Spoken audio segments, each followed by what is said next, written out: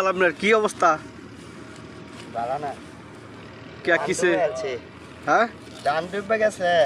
পরে ধানের চিন্তা কি অনেক? ধানের চিন্তা মানে গরু একটা আছে, এর ঘাস কাটতেছি। মানে এটার আশা ভাবছি বাদ দেম, আর ঘাস ঘুষ কাটতাম না। এটা বুঝতে না। সার বাড়ি দিয়েছেন সব? হ্যাঁ। আপনার কথা জোর শব্দ কম হওয়া। আমার ঠান্ডা লাগছে, বৃষ্টি বিশ্রাম যা।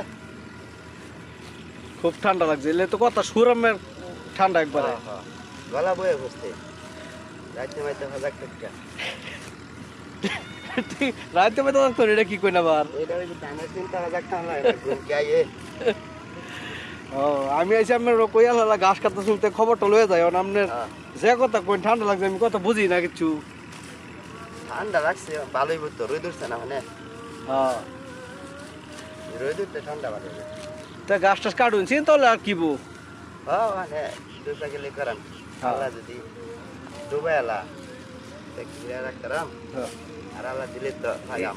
কি কই যে এফি চাই না আমার ফি আপনি কি কই?